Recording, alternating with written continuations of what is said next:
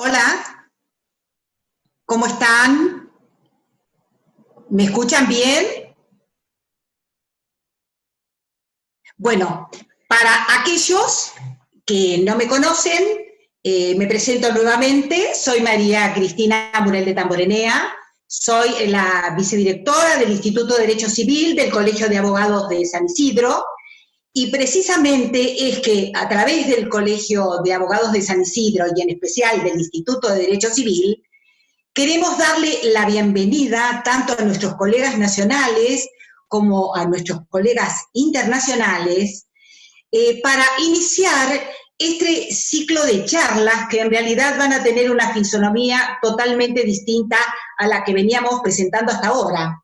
Se trata de un ciclo de charlas de carácter internacional que tiene que ver con aquellos temas que tenemos en común con distintos lugares del mundo.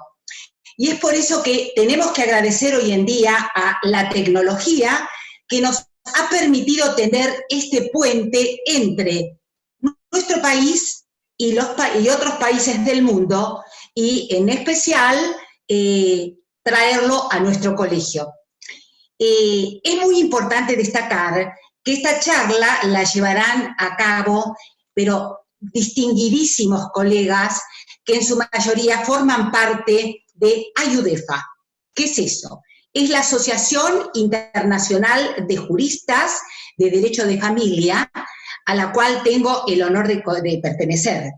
Y es precisamente que no los voy a dilatar más tiempo en este tipo de presentaciones, sino que voy a cederle la palabra a la doctora Patricia Cuyumchian, que no solo es miembro de AIJUDEFA, sino que además en este momento tenemos una vicepresidenta que pertenece a nuestro país. Así que, Patricia, muchísimas gracias por habernos hecho esta conexión y nos escuchamos. Muchísimas gracias a Lola, a Daniela y a Joao. Un gusto estar con ustedes. Gracias. Gracias, Cristina. La verdad, para mí es un honor estar aquí iniciando este ciclo de charlas internacionales rodeado de tantos amigos. Por un lado, el Colegio de Abogados de San Isidro, a la cual pertenezco hace 30 años, y por otro lado, AIJUDEFA, que como dijo muy bien Cristina, es la Asociación Internacional de Abogados de Derecho de Familia, que formamos una gran familia integrada hasta el día de hoy por 17 jurisdicciones, que somos todos amantes del derecho de familia. La realidad es que, bueno, buenas tardes a todos los que estamos en América, desde Buenos Aires, y también buenas noches, porque, bueno, en España ya son las 8 de la noche, tenemos miembros de España, de Francia, de Polonia que nos están acompañando, con lo cual muchísimas gracias a todos. Como dijo Cristina, esto es un ciclo, esta es la primera de un ciclo de charlas de Derecho Internacional, que lo que buscamos es traer la experiencia en temas que a todos nos atañen, en especial en este periodo de COVID-19 y de tantos cambios y situaciones tan difíciles que estamos atravesando. Especialmente quiero darle las gracias a los ponentes, que son extraordinarios abogados especializados en derecho de familia. Voy a empezar por presentarles a Lola. Lola es la presidenta de AIJUDEFA, de esta Asociación Internacional de Derecho de Familia, pero además, bueno, el currículum de Lola es inmenso, así que los tres ponentes es inmenso, así que voy a tratar de reducirlos y decirles solo los puntos más importantes. Además de ser experta en Derecho de Familia de España y en Derecho Internacional de Familia, Lola también es vocal de AEAFA. AEAFA es la Asociación Española de Abogados de Derecho de Familia. También es expresidenta y vicepresidenta actual de Abogados Colaborativos de Familia, que es otra institución interesantísima que podemos en otro momento poder hablar, que está en España, está en el Reino Unido.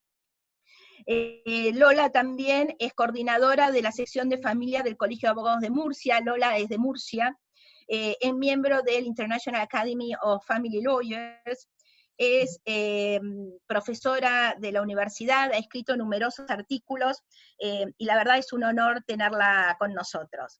También les voy a presentar a Daniela, otra gran amiga y prestigiosa abogada de Chile. Daniela es una genia, como todos, como Lola y como Joao.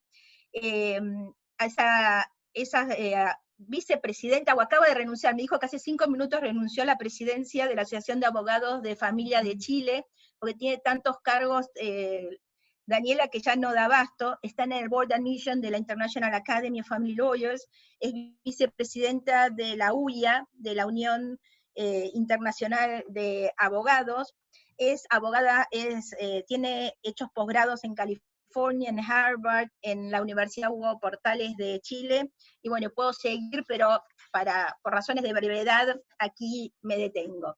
Y ahora voy a hablarles de Joao Aguirre, nuestro gran amigo de San Pablo, Brasil.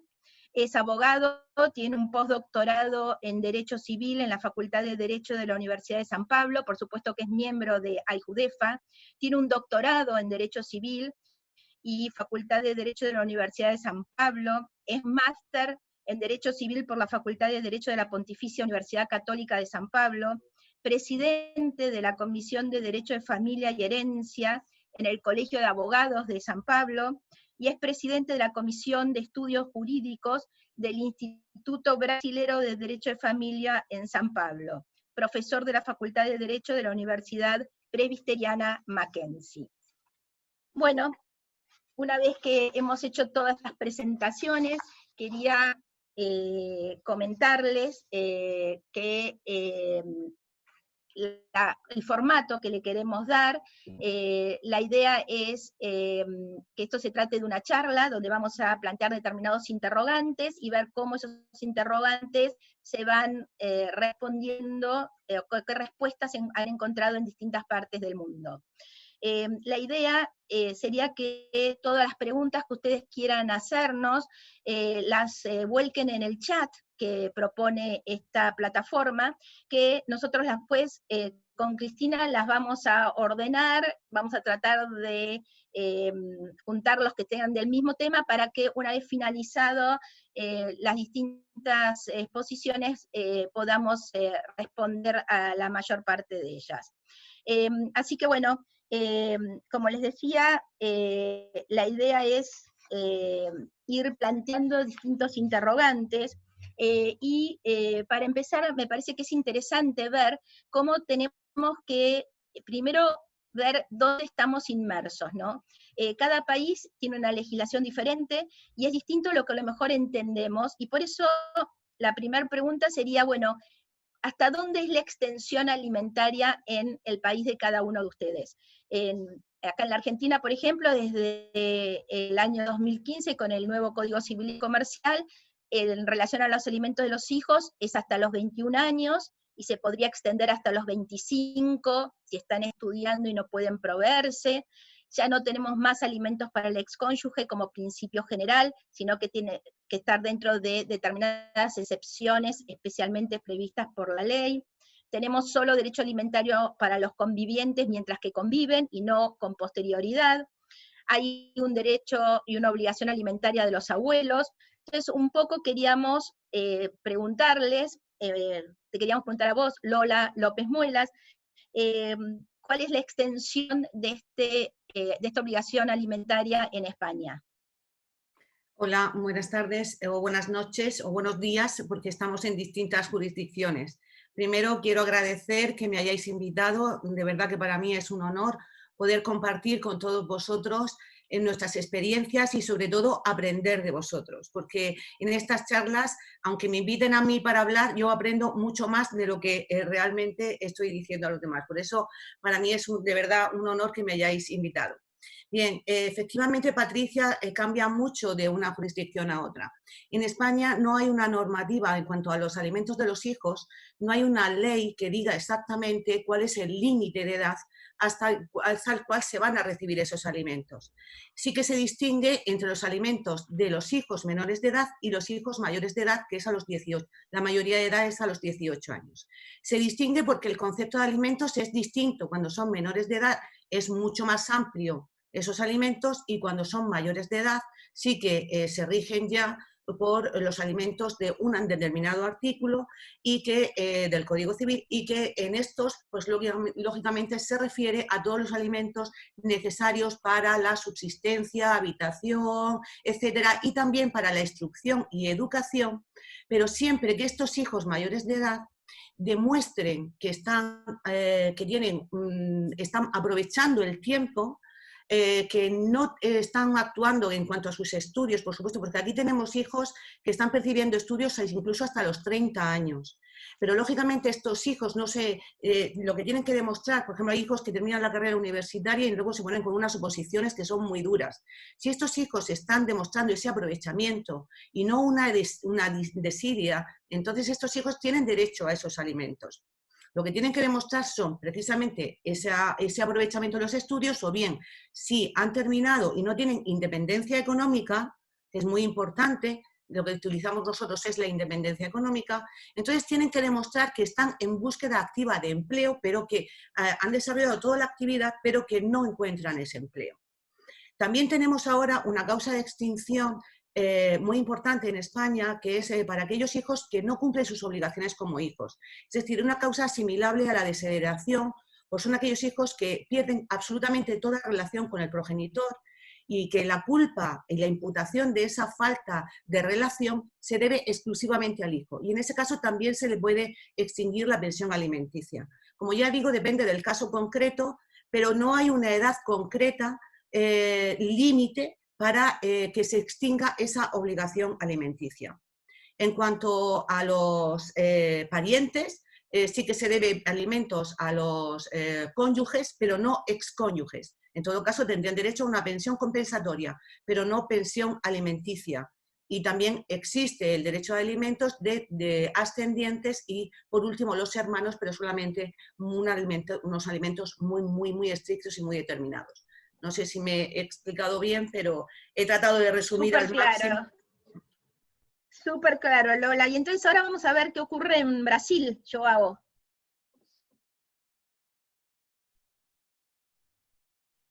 Tenés que sacar el micrófono, Joao. Sí. Ahora Ahí está. ¿Está bien? Buenas tardes. Perfecto. Buenos días. Es un gran honor que me hayas invitado. Es un gran honor poder compartir esta charla con Patricia, Lola, Daniela y todos ustedes. Pido a todos que perdonen mis errores en español, pero voy a intentar hablar a hacer lo mejor. En Brasil no tenemos también una ley específica que establece la edad para los niños tener derecho a la pensión alimenticia o alimentar. Tenemos una ley tributaria, una ley de impuestos que regula el impuesto de renta y establece los 24 años para que los niños sean dependientes del impuesto de renta. Esta ley es utilizada por los tribunales como el parámetro. ¿Está justo? Como el límite de 24 años para la pensión alimenticia. Pero si el niño, el hijo, no estudia, es justo que no tenga derecho a los alimentos después de los 18 años. 18 años. También en Brasil es posible pedir alimentos para los ascendentes, los descendentes y los hermanos. Los cónyuges y los compañeros, que son los que integran las uniones de hecho aquí en Brasil, también tienen derecho a los alimentos, a la pensión alimenticia, pero hoy la pensión alimenticia entre cónyuges y compañeros es transitoria. Es una compensación por un tiempo limitado. no es como de los descendientes. También es posible pedir alimentos para los abuelos y la obligación alimentar para los abuelos es complementaria y subsidiaria. Esto es el panorama de los alimentos en Brasil. Muchas gracias, Joao. Y entonces ahora Daniela nos va a contar sobre Chile. Bueno, muy buenos días, buenas tardes, buenas noches. Eso es una especie de chiste aquí en Chile, ¿eh? Lo primero, por supuesto, es darle las gracias al Colegio de San Isidro.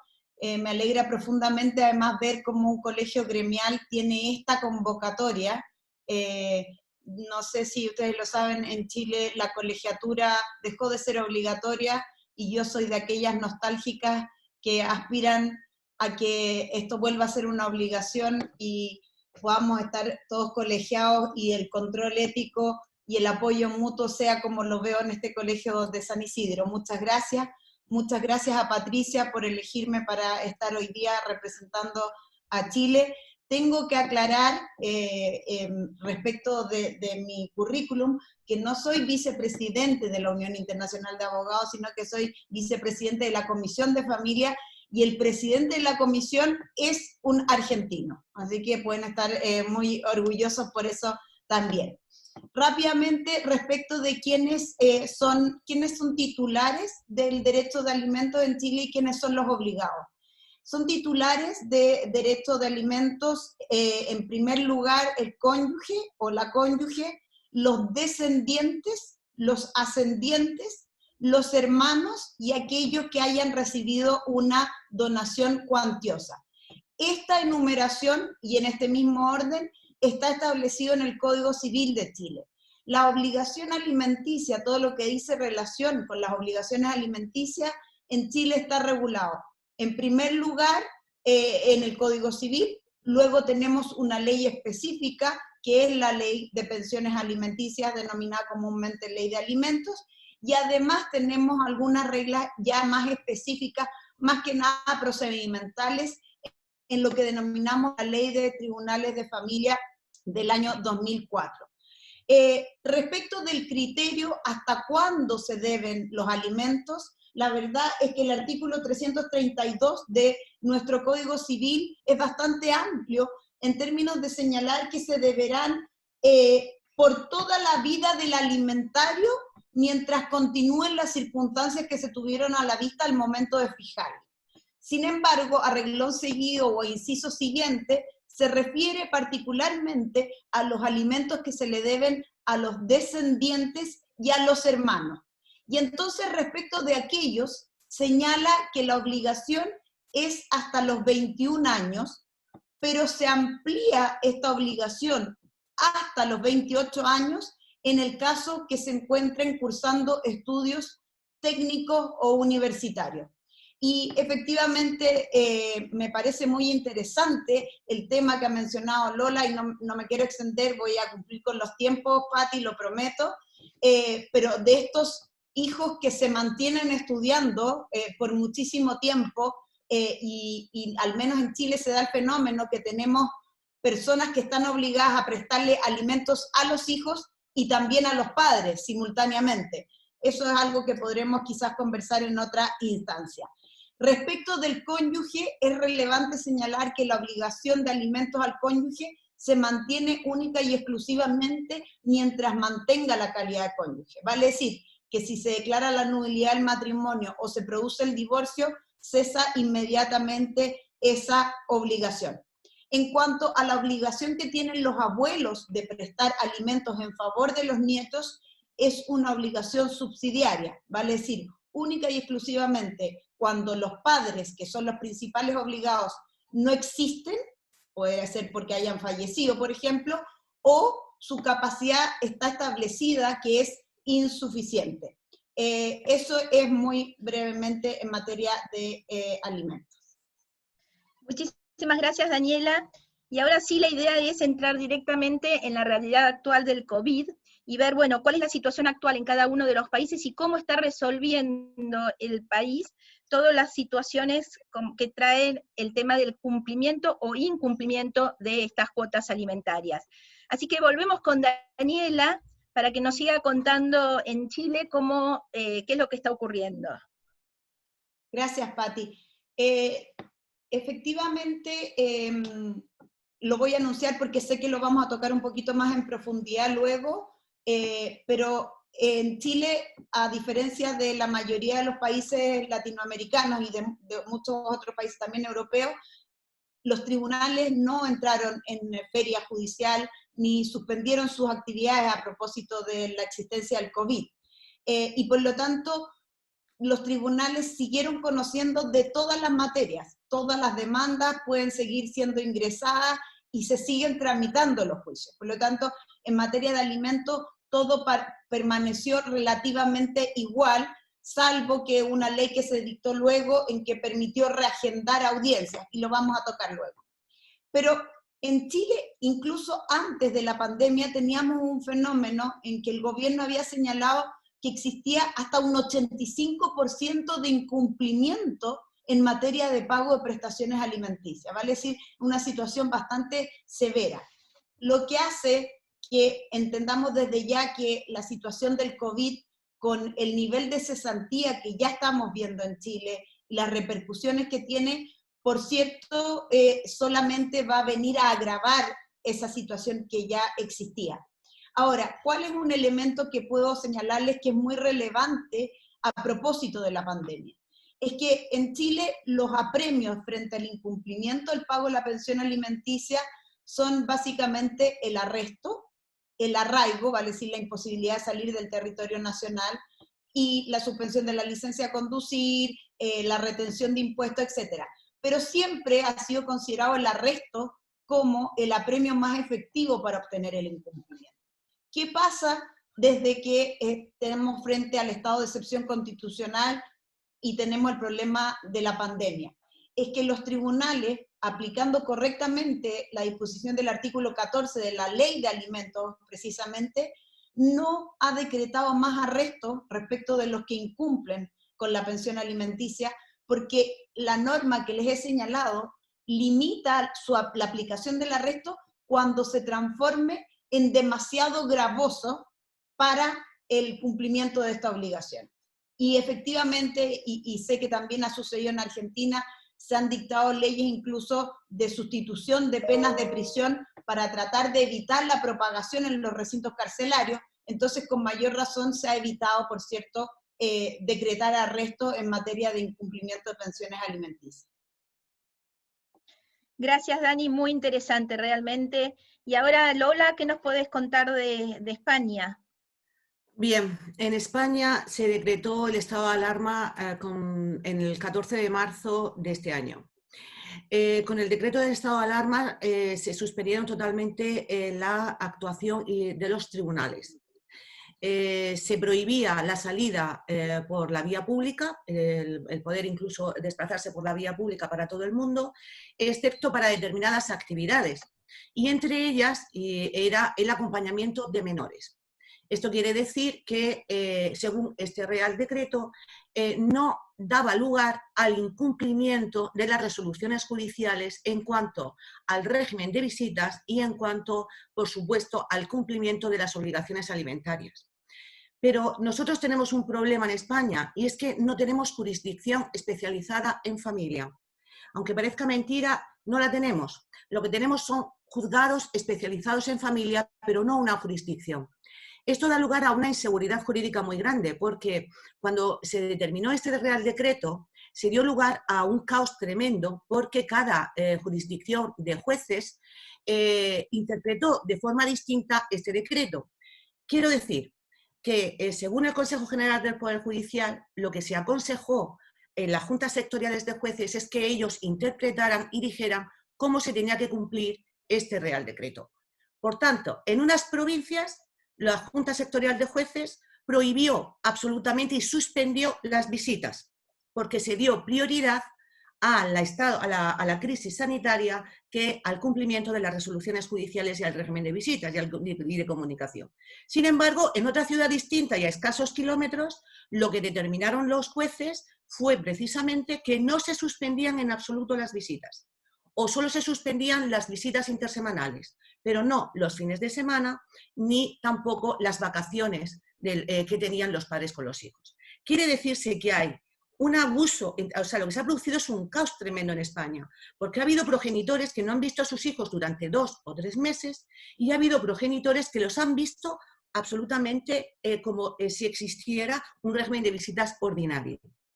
Lo que se ha aconsejado por parte de la Asociación Española de Abogados de Familia, de la que soy vocal, lo que se aconsejó es que, por supuesto, los padres tenían que llegar a acuerdos, que se tenían que ver la situación del caso concreto, porque lógicamente hay excepciones, pero que el Real Decreto no daba lugar al incumplimiento de ese régimen de visitas, pero que había que tener en cuenta esas excepciones. Por ejemplo, casos de padres sanitarios que lógicamente no pueden tener a sus hijos y en ese caso se aconsejaba que los hijos estuvieran con el otro progenitor. Casos también, por ejemplo, de riesgo o de especial vulnerabilidad de algunos, por ejemplo, padres que están viviendo con personas mayores o que tienen una profesión de riesgo y en este caso pues se aconsejaba que los hijos estuvieran con el otro progenitor. En esos casos sí que, por supuesto, se prevén esas excepciones y luego se vería la posible compensación de esos días de esos padres que han perdido ese régimen de visitas, como luego aludiré a un proceso especial que se ha creado ahora en España para esa compensación por la pérdida del régimen de visitas. Con lo cual, lo que se ha producido, efectivamente, como digo, es un caos, en cada ciudad ha ocurrido una cosa distinta y, de hecho, todavía, como estamos ahora, que hay ciudades con distintas fases. Es decir, que hay ciudades que están en fase 0, que están todavía en un confinamiento absoluto, que no pueden salir, y sin embargo hay otras ciudades donde ya los abuelos han podido ver a sus nietos, los progenitores han podido reiniciar su régimen de visitas, por tanto depende de cada ciudad. Lo que sí quiero decir es que durante este estado de emergencia sanitaria, la Asociación Internacional de Juristas de Derecho de Familia, que tengo el honor de presidir, nos ha ayudado muchísimo a todos los miembros de esta asociación para que podamos compartir todas nuestras experiencias, todas nuestras vivencias. Nosotros empezamos antes con el estado de alarma y luego empezaron otros países. Poníamos en común lo que estaba ocurriendo en cada uno de los países, las soluciones que estábamos dando, si había régimen de visitas, si se suspendían las pensiones alimenticias. Esto nos ha ayudado mucho entre todos, a todos los juristas que formamos parte de IJUDEFA, para dar lugar a buscar posibles soluciones en cada uno de nuestros países a estas situaciones que de idéntica manera se estaban produciendo en cada uno de ellos. Sí, gracias Lola. Realmente creo que esta fue una de las grandes riquezas que nos aporta diariamente a IJUDEFA, ¿no? Esto de tener este chat donde estamos más de 100 juristas de Derecho Internacional de Familia o de Derecho de Familia, donde nos vamos enterando día a día lo que le pasa a cada uno y vamos realmente como colaborando con ideas de lo que nos está ocurriendo también a nosotros, y esto es una riqueza increíble. Entre ellos tenemos, por ejemplo, a Mónica Formentel, que es una abogada argentina que está en Japón, y que ella hasta se ocupó de hacer como un compendio de las realidades que se estaban dando en cada parte del mundo, como para que podamos entender lo que estaba ocurriendo y ver si entre todos teníamos ideas novedosas para salir de esta gran crisis.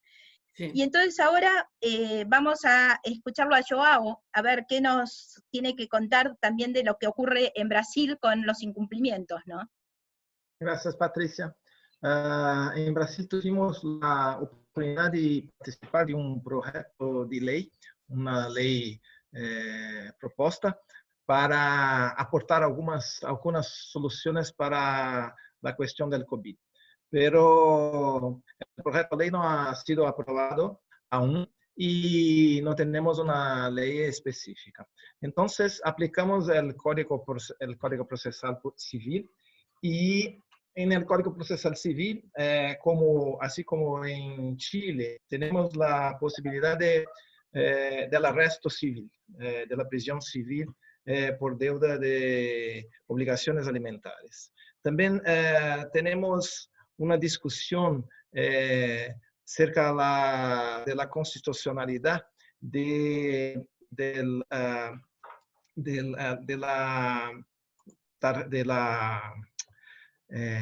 tarjeta de crédito, de bloquear las tarjetas de crédito, de bloquear el pasaporte y también de revocar la licencia de conducir. Yo creo que si es posible la prisión civil en Brasil, es posible también revocar la carta de la licencia de conducir, bloquear el pasaporte y también las tarjetas de crédito, el crédito de los deudores de alimentos. Esta es una cuestión que que es muy discutida, muy controversa en Brasil, pero los tribunales están permitiendo el bloqueo del pasaporte y la revocación de la licencia de conducir. En general, los tribunales de las jurisdicciones provinciales son los que tienen poder para determinar la prisión, el arresto civil y también la revocación de la licencia de conducir. Y esto es una tendencia muy grande en Brasil. También tenemos que discutir en Brasil algunas cuestiones circa la imposibilidad de pagar cerca do impago, porque tenemos en Brasil una regla que es nueva, porque el Código Procesal Civil tiene 3 años. Y entonces los tribunales aún no están muy seguros de esta posibilidad.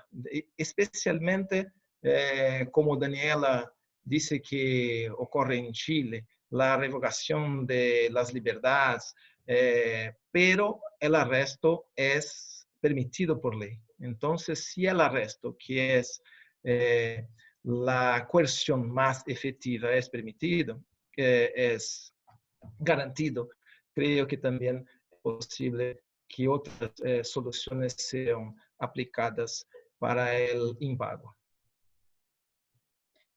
La verdad, muy interesante. Y también creo que está entre nosotras Carolina Marín Pedreño, que es una abogada española, pero que ejerce en el Reino Unido, es una destacadísima abogada especializada en Derecho de Familia y en Restitución Internacional.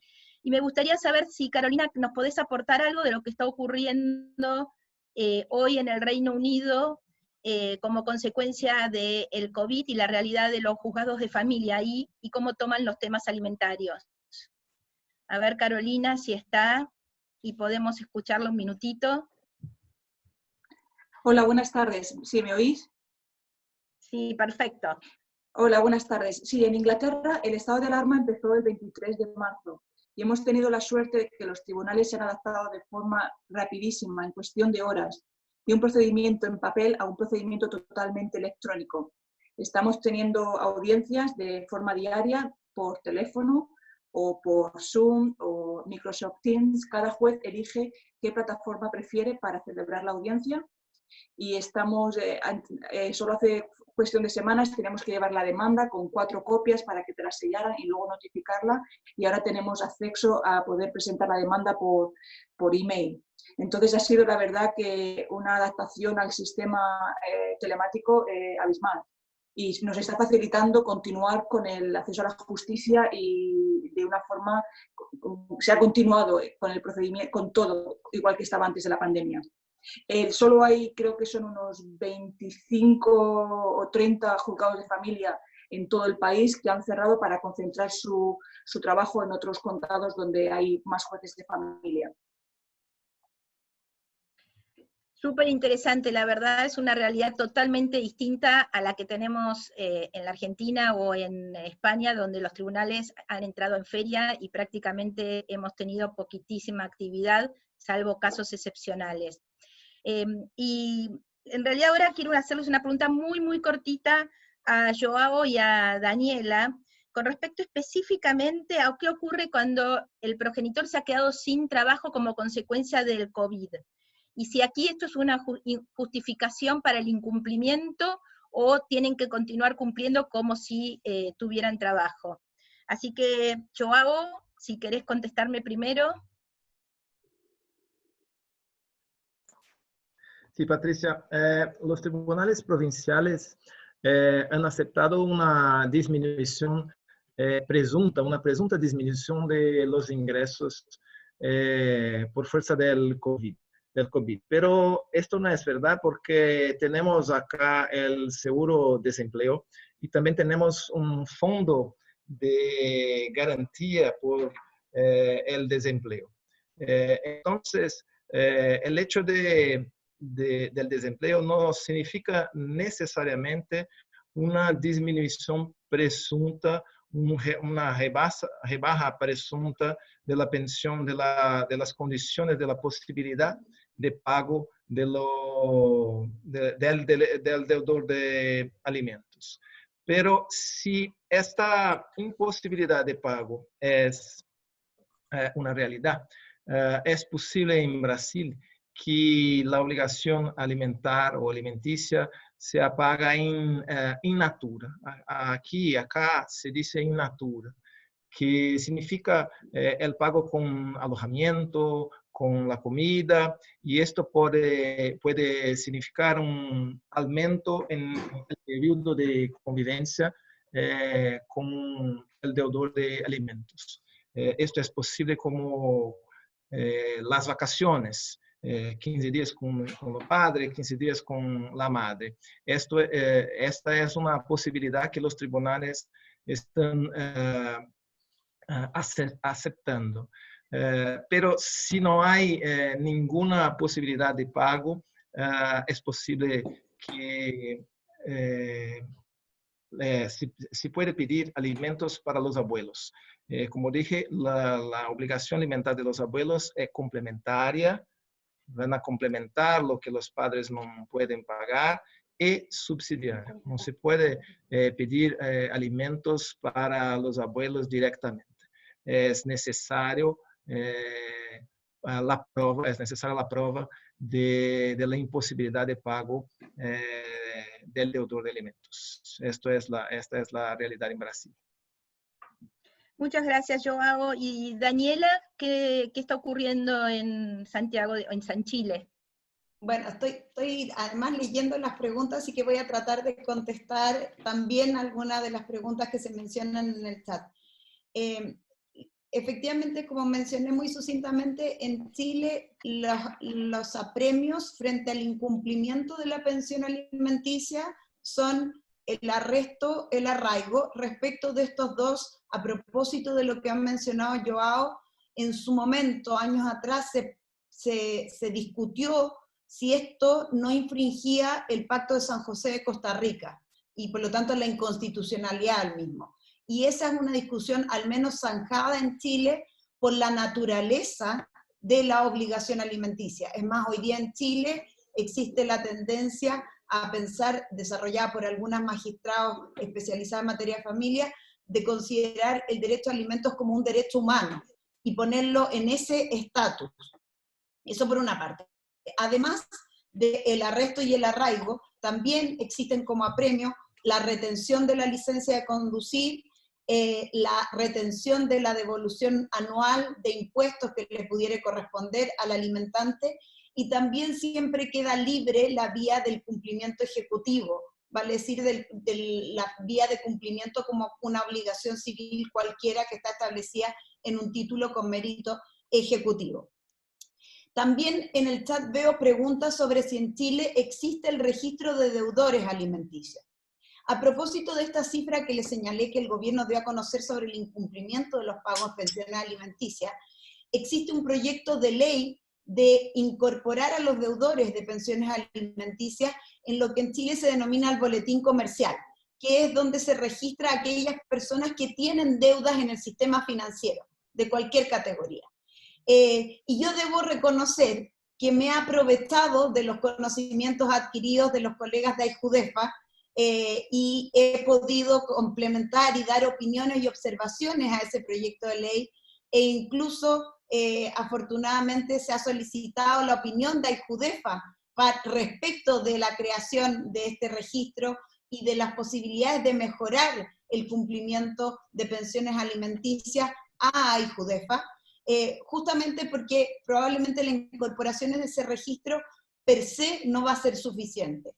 En cuanto a la situación actual, una respuesta también a otra pregunta. Los alimentos en Chile se deben desde la notificación de la demanda de alimentos, nunca de manera retroactiva, solo desde la notificación de la demanda que los solicita. En cuanto a la posibilidad de solicitar la rebaja o el aumento, ¿y por qué digo o el aumento? Porque muchas veces quien está a cargo del cuidado de los hijos y recibe la pensión alimenticia también colabora de manera sustancial en la manutención de esos hijos. Y esa persona también puede perder su fuente de trabajo y por ende debe solicitar un aumento de la pensión de alimentos por parte del otro padre. Ahora, ¿qué pasa con estos aumentos o rebajas? En Chile están expresamente consideradas en la ley de alimentos y señala que frente a la modificación sustancial de las circunstancias que se tuvieron a la vista al momento de fijarse el monto de la pensión alimenticia, las partes pueden solicitar su aumento, su rebaja o incluso su cese. A diferencia de Brasil, no existe una norma, no se ha decretado una norma en que automáticamente se aplique una rebaja como consecuencia de la pandemia. Esto deberá ser analizado en cada caso por los tribunales, y aprovecho de complementar acá que en Chile existe en primera instancia los tribunales especializados en materia de familia, y a partir del año 2004, en que se modifica el sistema y se transforma en un sistema oral, se aumenta la dotación de jueces de familia de manera muy relevante. Pero para poder establecer una rebaja o un aumento, esto debe ser establecido por un tribunal. Existe un solo otro elemento que debo agregar. Una vez que existe ya el incumplimiento, o sea, se ha producido la deuda alimenticia, el deudor puede solicitar, para efectos de que no se le apliquen los apremios gravosos como el arresto o el arraigo, puede alegar el impedimento absoluto de pago. Y probablemente nuestros tribunales van a considerar el hecho de la cesantía repentina o el empobrecimiento absoluto a propósito de la pandemia, quizás como una razón para suspender estos apremios, lo que no significa que esa sola solicitud va a rebajarla. Son dos procedimientos que van por vías separadas. Y oíme una cosa, Daniela, estos procesos que vos estás hablando de aumento o disminución, ¿cuánto tardan en Chile? Es difícil señalarlo, Pati, porque hay una variación importante dependiendo de la complejidad probablemente patrimonial de las partes. Cuando se trata de causas en que la gente es de más escasos recursos, en Chile existe la asistencia legal gratuita, y esos procedimientos probablemente por la cantidad de pruebas que se va a ventilar, porque es menos, porque es más simple. Si es un trabajador dependiente, probablemente la cantidad de prueba va a ser menos y por lo tanto el procedimiento va a ser mucho más rápido. Podríamos estar hablando de un procedimiento que dure 5 o 6 meses. Si estamos hablando de grandes patrimonios, donde vamos a tener peritos contables, ingenieros comerciales o economistas, como le denominan ustedes, más de 2 o 3 pericias de trabajadores sociales, estamos hablando ya entonces quizás de un procedimiento que puede durar 1 año o 1 año y medio. Es variable dependiendo justamente de la complejidad del asunto. Ahora, para complementar, los tribunales de Chile, en primera instancia, el juez de familia cuenta con un asesor especializado que se denomina consejero técnico, que por regla general es un psicólogo o un asistente o trabajador social, cuya función es asesorar al juez en estas materias particulares que son de su conocimiento. Pero también es un actor muy importante a la hora de buscar acuerdos entre las partes. Y muchas veces, cuando las partes llegan a la audiencia preparatoria, a la primera audiencia, este consejero técnico, obviamente instruido también por el juez, insta a las partes a buscar un arreglo para evitar la dilación en los procedimientos, y eso significa que muchas veces los juicios terminen incluso en esa primera audiencia preparatoria con una conciliación, un acuerdo entre las partes. Cristian, Muchas gracias, Daniela, porque creo que lo que nos preocupa a todos son los tiempos, ¿no? Sobre todo en estas situaciones de terrible crisis como tenemos actualmente en el COVID, donde realmente nosotros podemos tener un proceso de disminución o de aumento, pero si esto va a llevar años no va a resolver la situación de crisis actual. Por eso me parece súper interesante lo que comentó Lola, de que acaba de salir en España un real decreto que prevé un proceso especial para las problemáticas surgidas del COVID. ¿No es así, Lola? Sí, efectivamente. En España también tenemos procedimientos de ejecución para los casos de incumplimiento, tanto de visitas como de las pensiones alimenticias, y lógicamente también tenemos un proceso de modificación de medidas cuando ha habido una alteración sustancial de circunstancias y se quieren modificar esas medidas definitivas. Pero esos procesos a los que estaba aludiendo, yo creo que son muy similares a los que está aludiendo también Daniela y Joao. Esos procesos son procesos muy largos, donde hay una prueba también muy extensa y lógicamente no van a dar los resultados que requiere la situación tan excepcional que estamos viviendo. Por ello, el 29 de abril se dictó un real decreto en el cual, entre otras medidas, en cuanto a plazos y todo lo demás, se estableció un procedimiento especial y sumario para estos casos generados por el COVID. En estos procesos especiales de familia van a tener una vigencia temporal muy limitada. Esta vigencia es todas las demandas que se interpongan durante el estado de alarma y 3 meses después de que se termine el estado de alarma. Y se le va a dar una tramitación preferente, es decir, que se van a tramitar de forma muy preferente hasta el 31 de diciembre de este año. Estos procedimientos, como digo, se van a tramitar de forma preferente, al igual que aquellos que se han estado tramitando durante el estado de alarma, que son aquellos del artículo 158 del Código Civil, cuando había una situación de riesgo para los menores. Pero que, como digo, cada tribunal se han interpuesto este tipo de procedimientos de situaciones de riesgo, pero ha habido tribunales que los han aceptado y otros que no.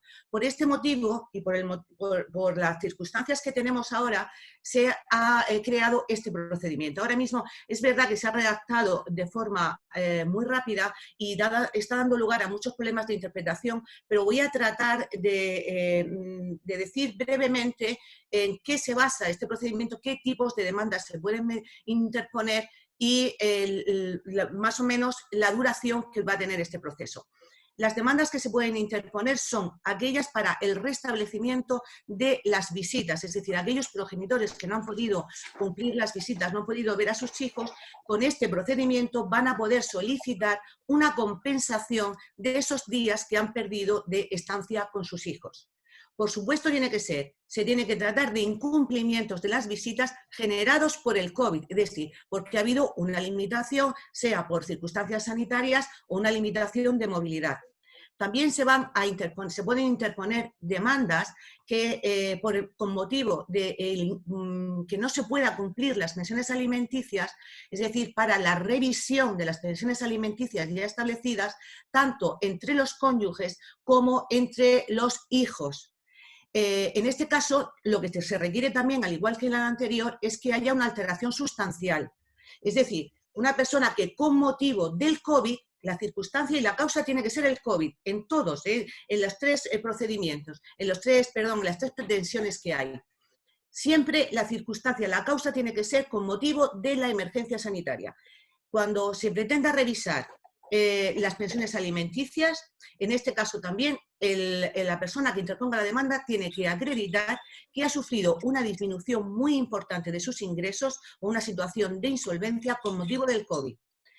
Quiere decirse esto, que una persona, por ejemplo, que ya tenía una situación de insolvencia o una situación de disminución de ingresos anterior al COVID, no puede interponer esta demanda. Tiene que irse a la modificación de medidas, el procedimiento de modificación de medidas que ya viene establecido.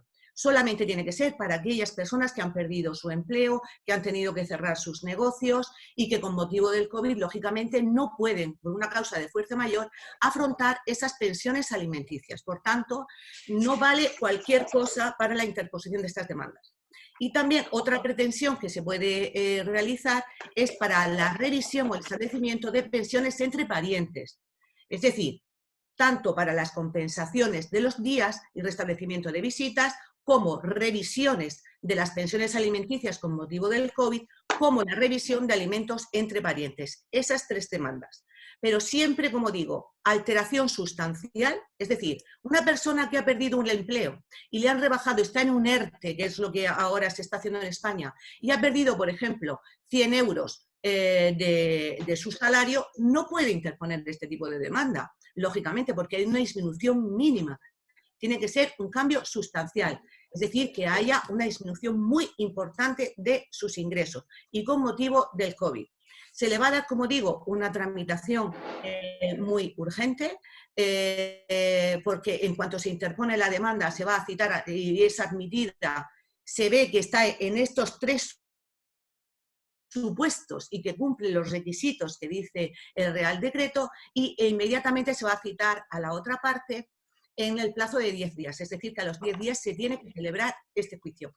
El problema que tenemos ahora es que se está discutiendo, ¿se va a celebrar telemáticamente? ¿Se va a celebrar de forma presencial? Como no tenemos, muchos juzgados no tienen medios para hacerlo de forma telemática, la mayoría de los juicios se van a celebrar de forma presencial, pero siempre que se adopten las medidas de seguridad. Y ahora estamos intentando adaptar los juzgados a que se adopten esas medidas de seguridad. Como digo, en cada ciudad va a ocurrir una cosa distinta. En mi ciudad ya se están celebrando este tipo de procedimientos con medidas mínimas de seguridad, porque no están todas las medidas de seguridad que se requieren. Pero los jueces no quieren celebrar los juicios perdiendo la inmediatez de los mismos, es decir, quieren interrogar a los testigos, a las partes y, por supuesto, explorar a los menores, siempre en presencia del juez y del Ministerio Fiscal. Es muy importante que en estos procedimientos, cuando se trata de compensar las visitas que se han perdido, los hijos tienen derecho a ser oídos. Cuando son menores de edad y tienen suficiente juicio, cuando son menores, perdón, de 12 años y sobre todo y siempre cuando son mayores de 12 años. Pero en este procedimiento se dice que para el restablecimiento de las visitas o la compensación se tiene que escuchar a los menores. No cabe pedir en este tipo de procedimientos cambios de custodia ni ese tipo de cosas. Solamente es para el restablecimiento de ese régimen de visitas que se ha perdido. Esto es muy importante. Patricia, yo te pasé el Real Decreto por si querías pasarlo, porque se determina allí muy bien más o menos cómo se va a celebrar. El demandado normalmente va a celebrar ahí, va a contestar verbalmente, incluso puede plantear una reconvención en el mismo acto de la vista, y la sentencia se puede dictar in voce, es decir, en el mismo acto, o a los 3 días siguientes. Quiere decirse que se le va a dar una tramitación realmente muy preferente y muy urgente. Eso es lo que se ha tratado y vamos a empezar ahora con ellos. Muchísimas gracias, Lola. La verdad es que me parece interesantísimo este Real Decreto, porque vamos a necesitar, sin lugar a dudas, procesos especiales para resolver estos casos de tanta excepcionalidad que estamos viviendo. Y ahora, de alguna manera, Lola ya nos incorporó, nos puso dentro del tema también del régimen de comunicación. Y cuando hablamos del régimen de comunicación, es interesante ver cómo en cada jurisdicción le están dando como una denominación diferente. Vamos a ver que en Brasil hablan de régimen de coexistencia, en Chile régimen de relación directa y regular, en España le siguen llamando régimen de visitas o de comunicación. En Francia, que también tenemos una miembro de AICUDEFA francesa que ahora también nos va a comentar lo que está ocurriendo allí, y ellos lo llaman régimen de visitas y hébergement, que quiere decir de alojamiento, porque ellos le llaman régimen de visitas cuando es durante el día, cuando solamente la comunicación se da durante el día, y hébergement cuando hay pernocte. Así que bueno, me parece que es súper interesante también de alguna manera ingresar y ver cómo qué es lo que ha ocurrido con respecto a este régimen de comunicación durante los periodos de confinamiento en cada uno de los países. Y entonces vamos a comenzar por Joao, a ver que nos cuente cómo se ha manejado este tema en Brasil. Sí, Patricia, si me permites una información, no sé si estaba muy claro. En Brasil no hay una ley específica para el COVID, no hay una ley específica para la pandemia. Tenemos que aplicar el Código Procesal Civil en alimentos y también en el régimen de coexistencia o convivencia. Ya era antigamente el régimen de visitas, pero con la guarda compartilhada, nosotros llamamos agora de régimen de convivencia, régimen de coexistencia. Este régimen con el COVID y con la falta de una ley específica, está creando muchos problemas en Brasil, porque jueces están suspendiendo la convivencia sin mayores informaciones. Esto está creando varios problemas para los padres. No es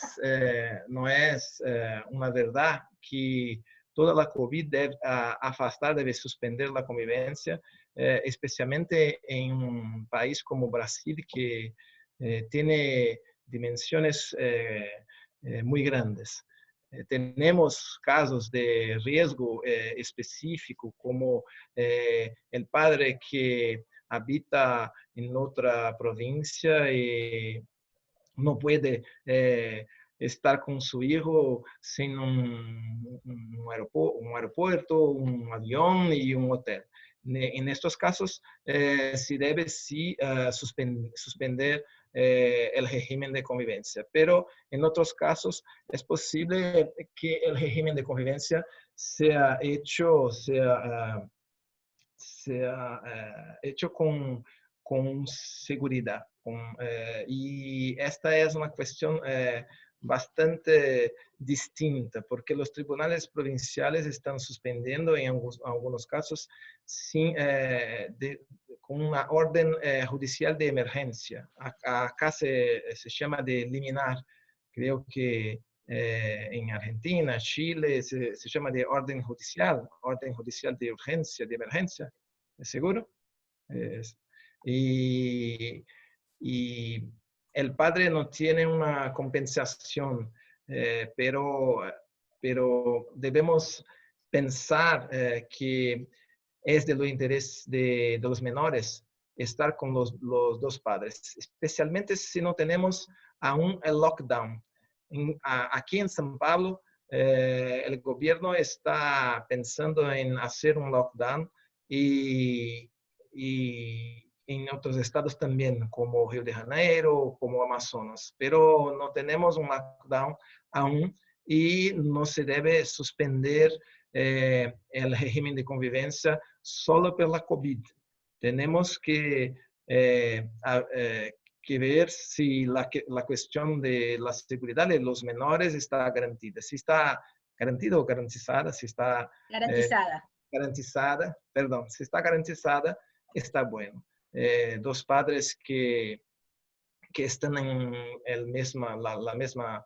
la misma ciudad pueden hacer con seguridad, en algunos casos, la convivencia o compartir la guarda. Y tenemos una hipótesis de compartir la convivencia como las vacaciones. En las vacaciones, los días son compartidos, 15 días para uno y 15 días para otro. Esta es una hipótesis que debe ser una solución para los casos en Brasil. Muchísimas gracias. Es interesante ver porque, claro, también nosotros estamos hablando del COVID y estamos hablando del confinamiento, porque nosotros sí tenemos un confinamiento estricto desde el 20 de marzo que se ha ido de alguna manera distendiendo o ampliando en algunos supuestos. Pero claro, la situación es diferente. En España también hubo un confinamiento total y absoluto, que ahora se está comenzando el desconfinamiento, en Francia también comenzó el 11 de mayo, pero la realidad es que Brasil no lo tuvo, Chile entra y sale, ¿no, Daniela, del confinamiento, y creo que en el Reino Unido es voluntario, ¿no es así?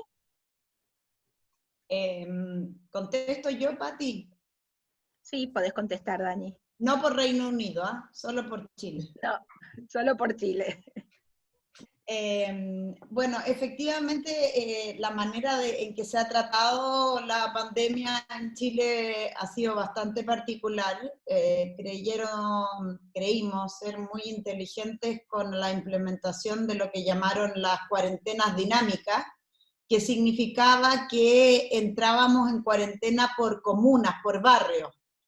Entonces, 15 días estaban 2 comunas en confinamiento, pero el resto funcionaba, luego otras 2, hubo 2 comunas que han estado en confinamiento todo el tiempo, y definitivamente lo que pasó es que llegamos a un nivel de enfermos bastante alto y muchísimas muertes, lo que significó que desde esta semana la región metropolitana, o sea, lo que es la capital de Chile, entró en cuarentena absoluta, todas las comunas. Pero desde el punto de vista del régimen de contacto, Patricia, y a todos los asistentes, la verdad es que también es un tema que hemos debatido ampliamente en el chat de AIJUDEFA, porque la reacción primaria de todos los países fue simplemente decretar la suspensión de los regímenes de contacto entre los hijos y el padre no custodio, el padre o madre no custodio. Y en Chile eso se produjo básicamente porque una autoridad de gobierno, cuando se decretó el primer lockdown de algunas comunas, señaló expresamente que se suspendían las visitas de los hijos a los padres. Más allá del problema que a mí me hace muchísimo ruido de la infracción a la separación de los poderes, porque estimo que solamente el Poder Judicial puede determinar un asunto así, o el Poder Legislativo a través de la dictación de una ley, pero no una autoridad de gobierno puede decretar algo así. Más allá de ese problema, lo que sucedió es que inmediatamente aquellos padres que siempre están tratando de obstruir este contacto se ampararon en esta declaración para evitar cumplir con estos regímenes, como dijiste bien, en Chile llamamos de relación directa y regular. Ahora, como en Chile los tribunales siguen funcionando y han seguido funcionando ininterrumpidamente, lo que pasó es que entonces fueron a reclamar estos padres a los tribunales de justicia frente a este incumplimiento. Y desde mi perspectiva, lamentablemente, la mayoría de las resoluciones de los tribunales han suspendido los regímenes de comunicación en la forma en que se encontraban establecidas y las han reemplazado por otras formas, ya sea a través de llamados telefónicos o de videoconferencia. Por otra parte, la autoridad gubernamental invitó o hizo un llamado a los padres a compensar en el futuro esas visitas que no se pudieron realizar, ¿ya? En mi experiencia personal, solicitadas esas compensaciones a los tribunales, algunas las han otorgado, otras no. ¿Y por qué algunas no? Porque en Chile también hay una ley que se denomina Ley de Menores, que se refiere a esta materia en particular, y establece que la compensación de visita es solamente cuando el incumplimiento le es imputable al padre custodio. Entonces los padres custodios contestaban frente a estos requerimientos diciendo, mire, no fui yo el que no cumplió con el régimen, es producto de la pandemia. Y entonces algunos tribunales señalaron, bueno, no tengo facultades para dar esas compensaciones. Desde mi perspectiva no es la forma de aplicarlo, porque yo creo que aquí tenemos que hacer una aplicación, un control de convencionalidad y hacer una aplicación directa de los tratados internacionales que están suscritos por Chile y particularmente la Convención sobre los Derechos del Niño.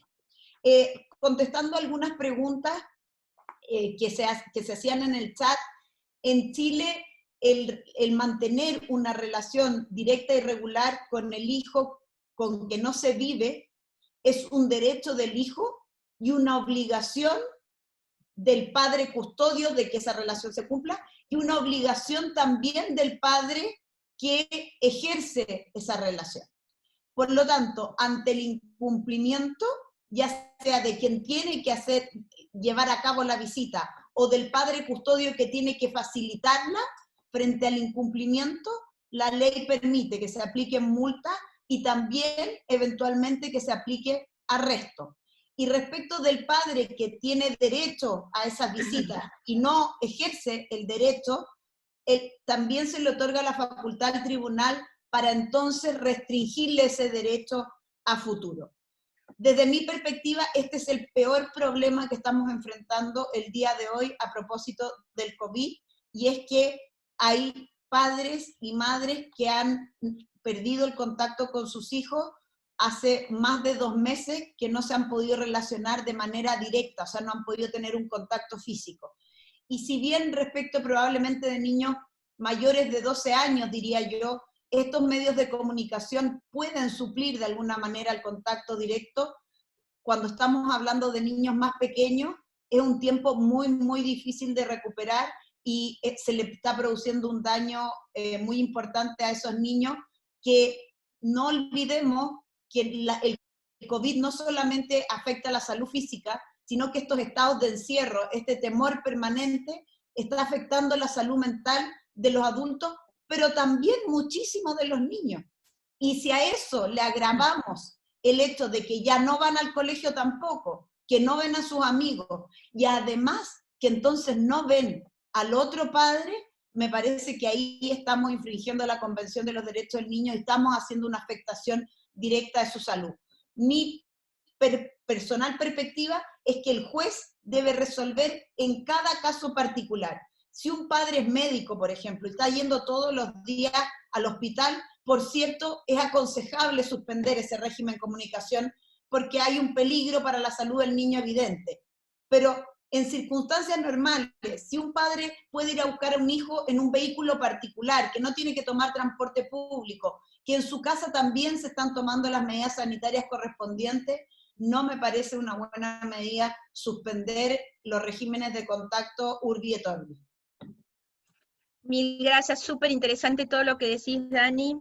Realmente, tratando de leer el WhatsApp a la vez que uno está escuchando la conferencia es casi imposible.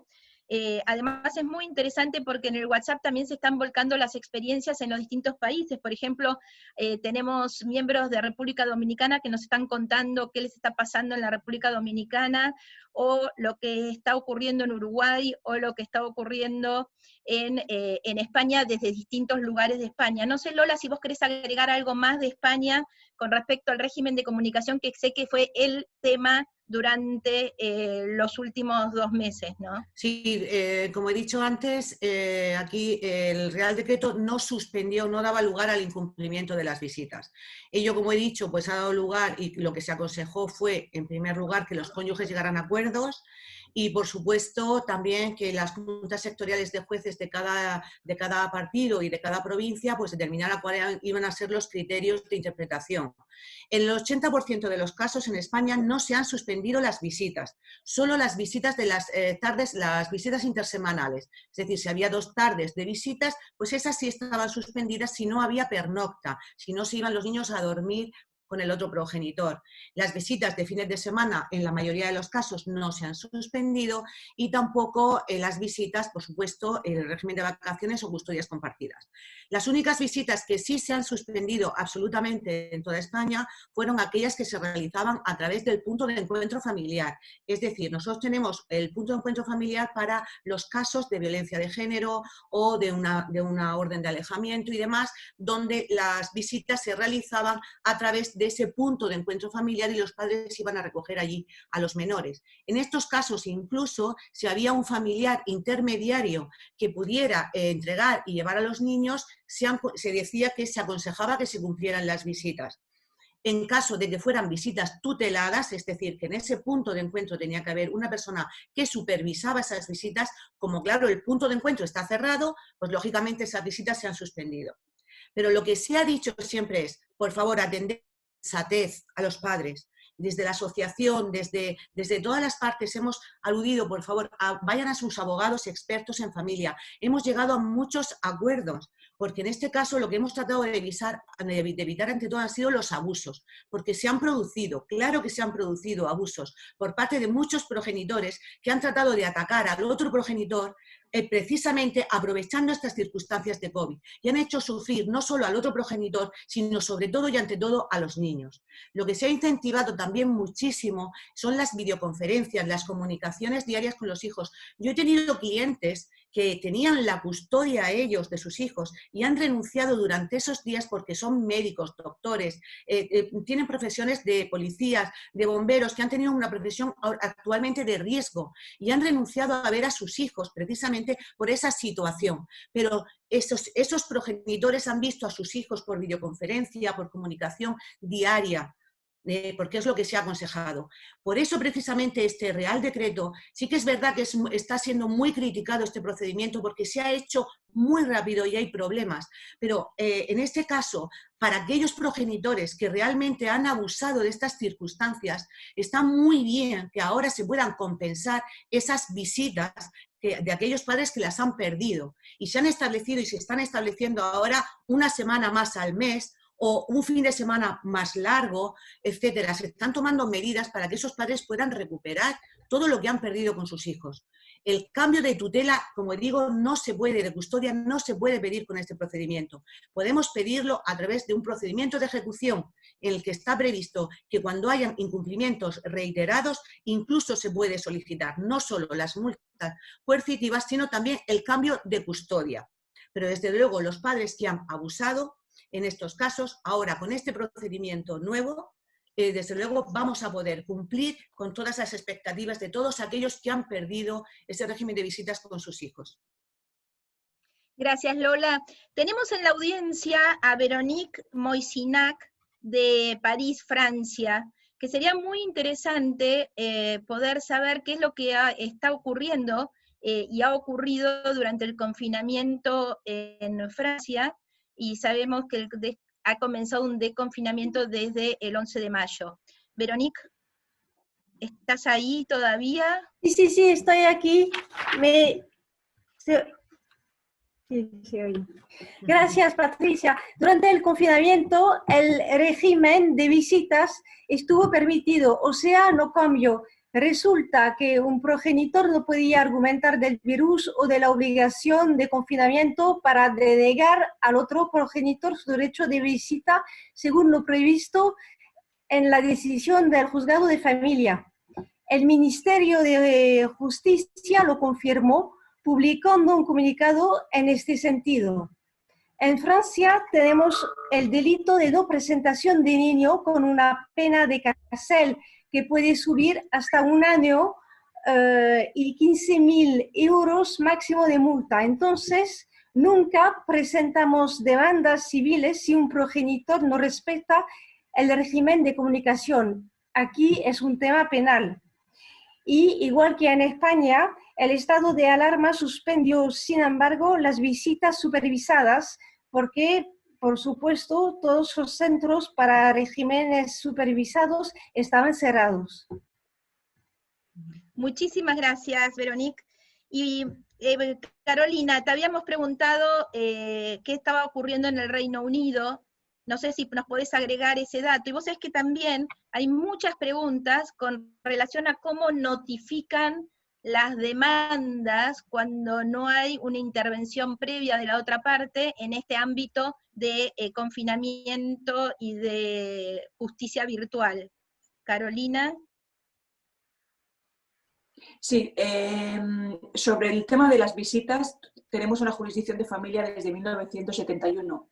Entonces, desde el primer momento que hubo un estado de alarma, el presidente de la jurisdicción de familia hizo un comunicado diciendo que las resoluciones de visitas y de custodia no se suspendían, que a pesar del estado de alarma, la comunicación entre los niños y sus padres debería de mantenerse. Y dijo algo muy interesante, que es que los padres debían de cambiar, si era necesario, los términos de las órdenes judiciales, pero no el espíritu. Es decir, si había padres que querían cambiar de miércoles a jueves por el fin de semana, cuando hay padres que tienen profesiones de riesgo y demás, que no habría ningún problema por esos cambios, pero habría que mantener el espíritu de que los niños mantengan el contacto. Pero sí que ha habido, en la práctica ha habido casos de todo. Yo he tenido casos que se han estado comentando ahora en el chat del padre que ha pedido que las visitas se suspendan porque tiene, por ejemplo, un niño de un segundo matrimonio que es un niño con riesgo porque tiene problemas cardíacos y no quería que los niños del primer matrimonio viniesen a casa por si había riesgo para ese pequeño niño. Entonces hemos tenido que pedir una suspensión de esas visitas. Las notificaciones en Inglaterra las hacemos los abogados, las comunicamos nosotros directamente por email, incluso por Facebook y WhatsApp. Siempre que puedas demostrar que la otra persona ha abierto la comunicación, es válido para el juez. Entonces, pero eso no es solo a raíz del COVID, sino nuestro sistema facilita esa notificación por medio de los abogados, no por un agente judicial, y se parte de la buena fe. Siempre que tú confirmas que lo has enviado y que sabes que ese email se ha abierto o ese WhatsApp se ha leído, puedes indicarle al juez que esa persona y el juez lo va a considerar como notificado. Súper interesante, gracias Carolina, porque nosotros por primera vez estamos teniendo dos sentencias súper novedosas donde se está habilitando la posibilidad de notificar o la demanda y unos alimentos provisorios por WhatsApp, o solo alimentos provisorios por WhatsApp, pero para nosotros es absolutamente novedoso y ha generado como un cimbronazo, ¿no? Pero solamente fueron 1 o 2 casos en todo el país y en toda esta realidad enorme que tenemos. Y ahora una última pregunta para los ponentes, porque bueno, ya estamos como sobrepasados con el tiempo, las preguntas de los participantes son, la cantidad es increíble. Preguntan si se va a publicar la conferencia, en principio sí, entiendo esto, Cristina lo va a poder aclarar con mayor detalles. Pero bueno, una última pregunta que les quisiera hacer es respecto a qué temas fueron los juzgados de familia, si es que estuvieron de feria. Sabemos que en Chile no, pero en España, por ejemplo, o en Brasil, ¿qué fueron los temas que se fueron aceptando tratar durante la pandemia? ¿Cuáles son los temas que se están aceptando tratar ahora? En relación específicamente a alimentos y regímenes de visitas o de comunicación. Dani, vos dijiste que en realidad estaba todo se estaba tratando, todo en forma telemática. Sí, ¿Cómo pero es el tema? hay algunas aclaraciones rápidamente. Primero respecto, porque habían varias preguntas sobre eso, y tú también me preguntaste sobre la rapidez, porque justicia tardía no es justicia, ¿no?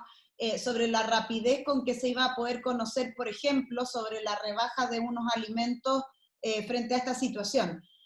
Nuestra ley contempla que se puede solicitar la rebaja provisoria, y el juez está obligado a pronunciarse con los solos antecedentes que se le acompañen frente a esa solicitud.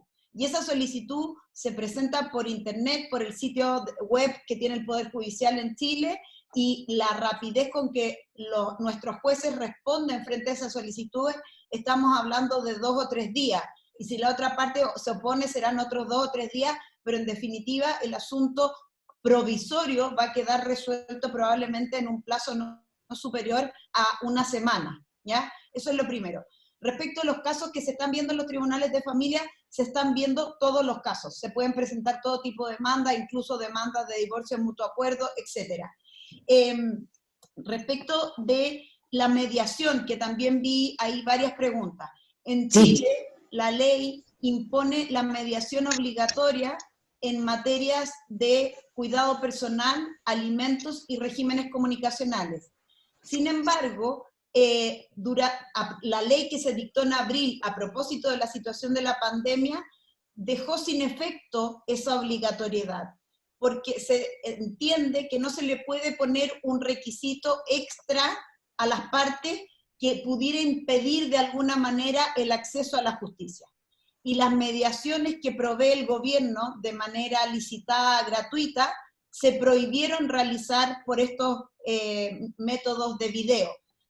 Se prohibieron esas mediaciones. No quiere decir que no se puedan llevar a cabo mediaciones de esta manera. Lo que se estableció es que no existen más como un requisito previo para poder interponer esas demandas. En cuanto a las notificaciones, efectivamente la primera notificación de la demanda en Chile debe ser personal o por cédula, y los receptores, que son los ministros de fe encargados de hacer esas notificaciones, tienen, por cierto, salvoconductos o permisos especiales para poder transitar, porque se entiende que son trabajadores esenciales. Pero la Corte Suprema recomendó en este autoacordado que dictó a propósito de la ley COVID que se promoviese que todas las resoluciones o todas las notificaciones fuesen de las maneras más expeditas, vía correo electrónico e incluso por teléfono. Eso tampoco es una gran novedad en Chile, porque el artículo 23 de la Ley de Tribunales de Familia le impone a la parte la obligación de señalar en la primera presentación un método efectivo para ser notificado. Y ese método efectivo para ser notificado son los correos electrónicos. Por lo tanto, nosotros desde el año 2015 todas las notificaciones diariamente las recibimos a primera hora de la mañana por correo electrónico, y a partir de las 8 de la tarde empezamos a recibir las resoluciones que se han dictado ese día. Y algunos datos interesantes. Desde que se inició el régimen de excepción constitucional, en Chile solamente bajó en un 10% la cantidad de presentaciones que se hizo al Poder Judicial. Y en materia de familia incluso la cantidad aumentó, no disminuyó. Y por otra parte, preguntó un colega cuál era el cuidado que en Chile se iba a tomar para efectos de llevar a cabo las audiencias. Las audiencias están siendo implementadas en su gran mayoría por videoconferencia. En Cortes de Apelaciones y Corte Suprema se están haciendo todos los alegatos vía Zoom y vía Webex. En primera instancia, en los tribunales de familia, las audiencias urgentes se están llevando a cabo. Cuando alguna de las partes señala que entiende que no se le está respetando el debido proceso por esta forma de llevar una audiencia por videoconferencia, entonces es posible que se lleve a cabo una audiencia presencial, como por ejemplo un caso de una medida de protección, una violencia doméstica o un caso de sustracción internacional, con los debidos resguardos, porque los tribunales están prácticamente vacíos y se abren y se disponen única y exclusivamente para la realización de estas audiencias, porque la gran mayoría se están realizando por medio de videoconferencia. Sí, la verdad súper interesante, Daniela, y totalmente distinto a lo que nos está ocurriendo a nosotros, que hemos tenido prácticamente paralizado el sistema judicial, y la verdad es que es terrible porque es prácticamente una denegación de justicia en el ámbito del derecho de familia. Y entonces ahora, si Lola, ¿nos podés agregar algo más? Bueno, decir que en España se suspendieron, por supuesto, los plazos y prácticamente toda la actividad judicial. Solamente se han celebrado juicios de violencia. Yo he celebrado alguno de forma telemática y solamente se han celebrado también juicios cuando había una situación de riesgo, juicios muy urgentes por situación de riesgo del menor. Pero también dependía del tribunal el que fuera aceptada o considerada que existía esa situación de riesgo o no existía esa situación de riesgo, y también para cubrir pues, todos los derechos fundamentales. Lógicamente, a partir del momento en que se dicta precisamente este procedimiento, se han interpuesto ya algunas demandas que van a dar lugar a una tramitación, por supuesto, urgente de todos estos casos. Sí que es verdad que se han interpuesto demandas ejecutivas por incumplimiento, tanto de pensiones alimenticias como por incumplimiento de las visitas, pero no se han tramitado estas ejecuciones, porque se podían interponer a partir de dicho del 15 de abril, se han podido interponer demandas, pero no se estaban tramitando, porque no estaban los funcionarios trabajando, no se ha hecho un trabajo telemático porque no tenían medios la mayoría de los juzgados. Y ese ha sido el problema fundamental en España, porque querían trabajar y muchos jueces querían trabajar, pero no se podía trabajar porque no estaba adaptada el sistema de justicia a ese sistema telemático. Ahora se quiere instaurar efectivamente, pero habrá muchos juicios que se harán de forma presencial y otros telemáticos. Aquí vamos a depender mucho de cada jurisdicción el que decida, y de hecho ahora se están haciendo acuerdos por parte de los tribunales superiores de justicia de cada jurisdicción para acordar cómo se van a hacer esos juicios y cómo se va a hacer esa desescalada, porque vamos a empezar enseguida a celebrar todos esos procedimientos. También me gustaría añadir que en España también tenemos la posibilidad, cuando hay un incumplimiento reiterado de las visitas, por supuesto también tenemos la posibilidad no solo de acudir a la vía civil mediante un proceso de ejecución y solicitar un cambio de custodia incluso cuando ese incumplimiento es reiterado, sino también podemos acudir a la vía penal mediante el delito de desobediencia. Cuando hemos agotado la vía civil podemos acudir también a la vía penal y hay prevista una prisión de 3 meses a 1 año. También en el caso del incumplimiento de las pensiones alimenticias, no solamente podemos acudir a un proceso ejecutivo donde se produce un embargo inmediato del el patrimonio que tenga el ejecutado, sino también podemos acudir a la vía penal. Esta vía penal es cuando se produce, por ejemplo, 2 meses consecutivos de impago de pensión, ya podemos poner una denuncia por impago de pensiones. Y es una medida muy efectiva que yo aconsejo muchas veces porque tengo contrarios que efectivamente tienen un gran patrimonio pero no a su nombre, personas que se hacen insolventes, empresarios y todo lo demás, que no están pagando las pensiones de sus hijos y les da igual que interpongas muchas demandas ejecutivas, con lo cual lo único que hace efecto al final es interponer una denuncia penal e ir contra ellos para pedirles prisión por no abonar esas pensiones. Y normalmente antes del juicio se suele llegar a acuerdos y estas personas suelen pagar esas pensiones alimenticias. Eso es lo que quería comentar también de las medidas que se pueden adoptar en España. Pero que ya estamos empezando a celebrar y ya estamos en la desescalada y va a haber un colapso enorme en la justicia, es cierto, pero bueno, iremos remontando poco a poco. Bueno, y ahora vamos a terminar con la última pregunta con Joao, pero les quería comentar que, como les dijimos al principio, esto es un ciclo de charlas, y la próxima charla está totalmente relacionada con esta porque trata sobre ejecuciones internacionales de cuotas alimentarias. ¿Qué ocurre cuando en realidad el alimentante o el alimentado viven en países diferentes y por lo tanto vamos a tener que ejecutar a nivel internacional esas cuotas? Y por lo tanto vamos a tener 3 expositores también, uno de Brasil, otro de España, y vamos a tener también un expositor de México, y además otros miembros de AIJUDEFA también contando sus propias experiencias. Y ahora sí, vamos a escucharlo a Joao, que también nos va a contar qué es lo que está ocurriendo en Brasil con respecto a este punto. Joao.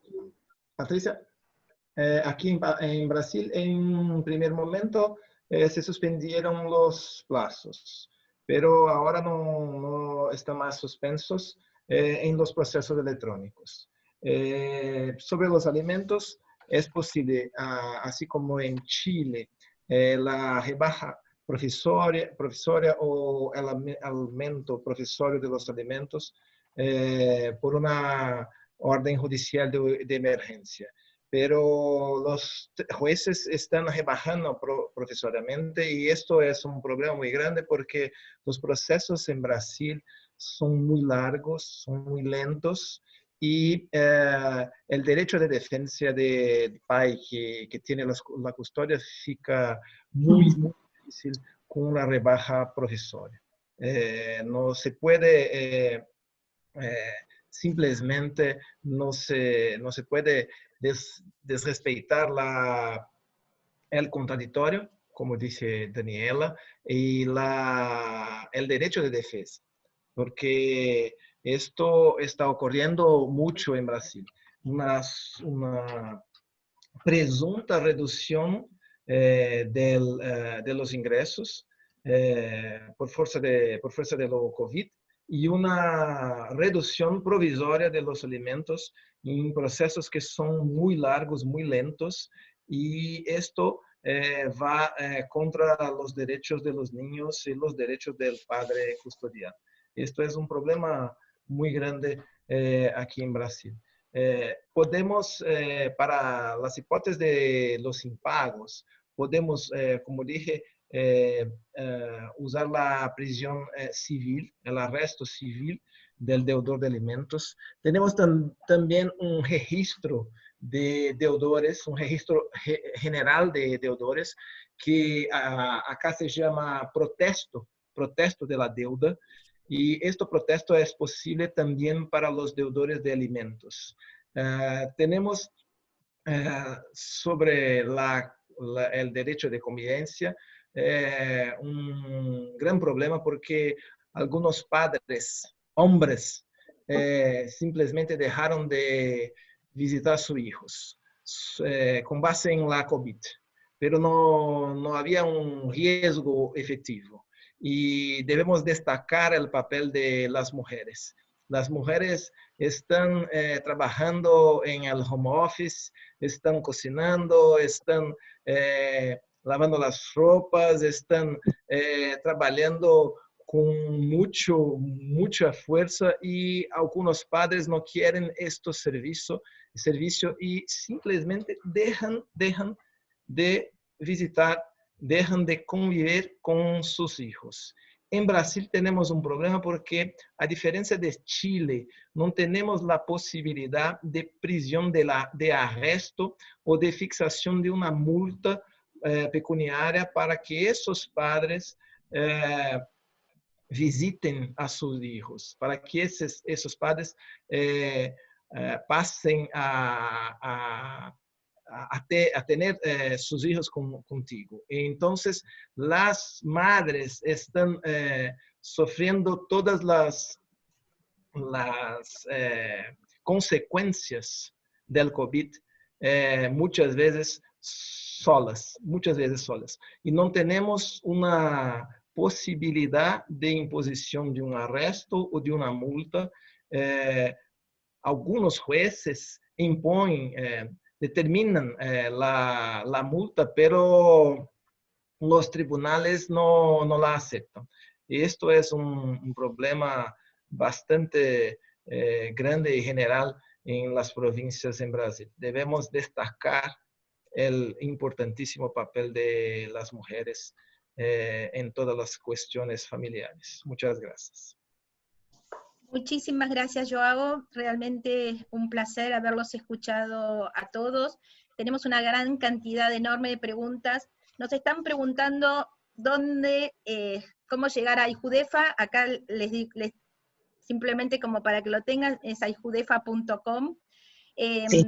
La realidad es que también quería agradecer la enorme participación de abogados tenemos, por lo que vi, de la Unión del Reino Unido, de Francia, de España, de Uruguay, de Chile, de Brasil, de República Dominicana, de Colombia, así que la verdad es un honor para nosotros contar con todos ustedes. Estamos tratando de leer todas las preguntas que nos están realizando. Cristina, vos ¿hay alguna pregunta que fuiste armando como para hacerle a los panelistas? Bueno, ¿me escuchás? ¿Se escucha? Sí. ¿Escucha bien? Bueno, en realidad casi todas las fueron contestando a la larga de las charlas. Una de las últimas, que es gente de acá de Argentina, que en algún momento, Patricia, vos comentaste qué juzgado utilizó el sistema de notificación vía WhatsApp. Gabriel ya hizo de alguna manera la respuesta, que se trataba de un fallo de la Madrid. Pero quiero comentar también, que está escuchando la charla, una representante, llamámosla así, del Juzgado 1 de San Isidro, quien contestó que también lo utilizó el Juzgado 1 de San Isidro y que tomó como antecedente precisamente el fallo de la Madrid. Otras preguntas que también se habló de las notificaciones vía notarial, que podían hacerse las notificaciones vía notarial. Bueno, se agregaron algunas cosas al respecto, que la notificación vía notarial es costosa y algo por el estilo, pero yo quiero recordarles que las escribanías, o sea, las notarías, están cerradas, y precisamente eso no es un tipo de actividad que podrían desarrollar en este momento. Otra pregunta, esta es para Chile. Bueno, Daniela, contestaste casi todas, pero si me esperas, nos preguntan puntualmente cuáles son las causas en Chile para pedir el cese del pago de la pensión alimentaria. Esa es para Daniela. Muy rápidamente, la causal es genérica y reza así: cuando se pierde la calidad de alimentario. En términos prácticos, cuando se pierde la calidad de alimentario, como lo mencioné antes, cuando el hijo cumple más de 21 años y no está cursando estudios técnicos ni universitarios, o cuando, teniendo más de 21 años, termina de cursar estudios técnicos universitarios.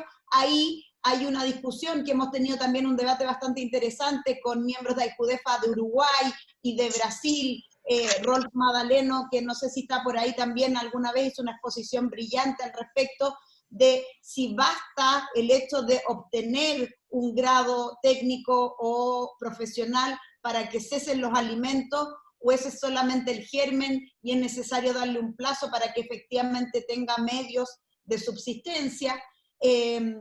También es causal de cese que el alimentario ya no se encuentre en estado de necesidad. Podría ser el caso de una cónyuge, por ejemplo, que reinicie actividades lucrativas y que signifique entonces que ya no necesita percibir pensión alimenticia, o que, por ejemplo, ha recibido una herencia cuantiosa y tiene bienes suficientes.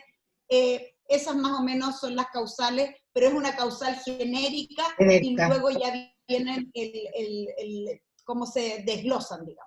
Perfecto, perfecto. Están preguntando también el número del Real Decreto que establece este procedimiento especial. Lola, si no estoy equivocada, es el Real Decreto 16 del 2000. ¿Hay algún otro dato para dar? Lola. Para Lola. Dime, perdona, es que no te he oído. No, están preguntando el dato sobre el Real Decreto que estuviste comentando, y yo digo que es el Real Decreto 16 del 2000. ¿Hay algún otro dato para encontrarlo? Real Decreto 16-2020. Yo te lo envié al correo 2020. electrónico, sí, te lo envié a tu correo electrónico para que lo tengas, y también un PowerPoint de una conferencia que di la semana pasada precisamente sobre este Real Decreto, donde venían los puntos más importantes en ese PowerPoint, que lo puedes facilitar también. Pero te lo facilité a tu correo electrónico para que lo tuvieras en el BOE. Yo creo que lo tienes que tener. Sí, lo tengo, y yo lo tengo y se lo voy a pasar al Colegio de Abogados de San Isidro para cualquiera que quiera tener acceso al mismo, que pueda contar con esa información. Perfecto. Bueno, sí, ¿tenés alguna más vos? Si no, sigo. Seguí. Existe, esto va para todos los panelistas, ¿existe registro de obstructores de contacto en sus países? Y de existir, ¿cuáles son las sanciones? En Chile no existe, lamentablemente. En España tampoco. No hay registro. Creo que solamente lo hay en Uruguay, ¿no? Un registro. ¿El Reino Unido tampoco hay registro, Carolina? Parece que no. Carolina tiene el micrófono cerrado. Ahora, respecto de Chile, el hecho de obstruir el contacto con el otro progenitor es una de las causas legales que tiene que tener a la vista el juez al momento de atribuir el cuidado personal a uno o a otro padre. Y en ese sentido uno de ahí podría desprender la sanción, pero no existe ningún registro. Carolina. En Inglaterra tampoco, no tenemos ese registro. Veronique, te están preguntando también a ti en Francia.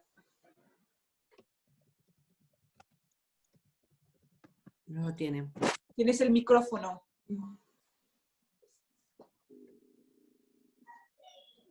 No, está cerrado, se ve el de Veronique. Sí, gracias. Gracias, no existe un registro así. Bueno, Bueno. Otra pregunta. En caso de niños de alto riesgo, también para todos, en caso de niños de alto riesgo, ¿se ha permitido en algún caso suspender el régimen de comunicación acordada antes de entrar en la pandemia? Claro. Sí, en Brasil sí. Es uno de los supuestos. Suspensión provisoria. Nosotros no tenemos también un registro de, así como en otros países, pero tenemos la ley de alienación parental. Es una posibilidad. Mas en Brasil es posible la suspensión provisoria en caso de riesgo. En España también. En España también. En España ese tipo de procedimientos sí que se han tramitado durante la pandemia, que son situaciones porque hay una situación de riesgo del menor sanitaria y se han suspendido las visitas, ha habido cambios de custodia, ese es uno de los supuestos. Perfecto. En Chile la regla general ha sido la suspensión del contacto. De hecho, ahora que estamos en cuarentena absoluta, no existe un salvoconducto para poder cumplir con el régimen de contacto. O sea, se ha hecho la inversa. La regla general es el no contacto y quien quiera pelear por poder tenerlo tiene que ir al tribunal para obtener una orden judicial, pero aún así no tendría un salvoconducto para poder salir a la calle y cumplirlo. Perfecto, perfecto. Y Sí. Cristina, yo te diría que siendo las 4, ¿Sí? 5 menos cuarto, y teniendo en cuenta que en España ya son casi las 10 Sí, de ya la es noche, tarde. Bueno, podemos ir de alguna manera cerrando, agradeciendo enormemente a todos los panelistas que participaron, agradeciendo también a todos los que se inscribieron y participaron y todas las cosas maravillosas que pusieron en el WhatsApp, y que los esperamos para continuar con estas charlas, con este ciclo de charlas, el miércoles que viene, a la misma hora, a las 15 horas, como les decía, con el tema de incumplimiento internacionales de alimentos. y quería recordarles, sí, perdón, que no olviden de inscribirse, siempre es con inscripción previa. Bueno, entonces, en nombre del colegio y el del observatorio del Instituto de Derecho Civil, también de este colegio, les agradecemos la hermosísima charla, porque esto fue realmente una charla que nos han brindado, y creo que ha sido de mucha utilidad haber no solo compartido, sino haber intercambiado, que nos da una riqueza enorme, tanto para los argentinos como para los distintos representantes de los países que hoy nos han acompañado. Y a vos, Patricia, muchísimas, muchísimas gracias por tu labor. Si Dios quiere, entonces no sé. Sí, ¿cómo no? No, yo quería agradecerle al Colegio de Abogados de San Isidro la oportunidad de poder armar en conjunto este ciclo de charlas que nos permite realmente estar todos en contacto y ver lo que ocurre en todas partes, ¿no? En esto que amamos tanto, que es el derecho de familia. Muchísimas gracias y hasta el miércoles que viene.